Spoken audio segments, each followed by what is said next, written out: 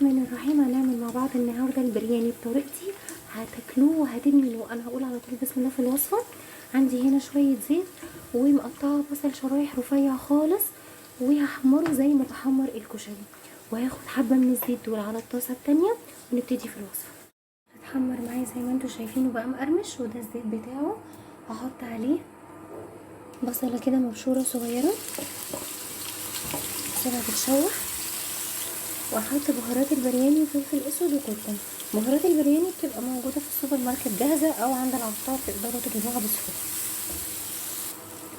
عندما البصله اتشوحت شويه مع البهارات، هنزل بنص معلقه ثوم مفروم، وكمان زيهم جنزبيل فريش، لو مش متاح ممكن بودره، بس بالفريش بيبقى احسن. هنزل بقطع الفراخ مغسوله ومتنضفه كويس بالملح والخل والدقيق والليمون. طبعا تقدروا تستخدموا اي جزء من الفرخه، انا مستخدمه الاوراق، وكمان تقدروا تحطوا كمان اجنحه لو الفراخ مش متاحه. ياخدوا برضو كده كام تشويحه مع بعض. مخرطه طماطم ومقشراها من القشره الخارجيه وعاملاها قطع صغيره، وكمان هحط معلقه صلصه عشان تعزز اللون عندي، ورشه كزبره خضراء كده، واخده الورق ومقطعاه مفروم صغير، وقرن فلفل حامي، لبن جوز هند هيودي البرياني في حته تانية خالص. هنزل كمان بمعلقتين زبادي يوناني، لو مش متاح ممكن زبادي عادي، ممكن تستغنوا عنه خالص، بس هو برضو بيعزز النكهه.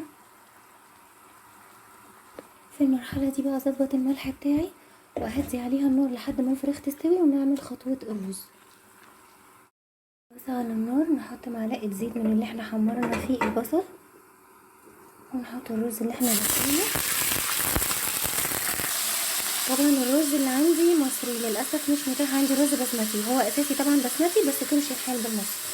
المنكهات قرنفل اللي هو المسمار، وورق وسوري حبهان، وعودين قرفه، والملح حسب الرغبه، واحط ورق لورا. هنزل عليه بالميه السخنه، هسيبه يستوي 3/4 سوا. شكل الرز ما تقلقوش، هو مش معجن، هو مستوي كده 3/4 سوا. انا هصفيه في المصفى السلك دي. هنجيب بايركس اللي احنا هنحطه في الفرن، هحط رق رز بسم الله، والفراخ اللي احنا عملناها، ورشة بصل من اللي احنا كنا محمرينه في اول الفيديو، وكمان رشة كزبرة خضراء، ورشة نعناع سواء فريش او مجفف، ونحط بقية طبقة رز.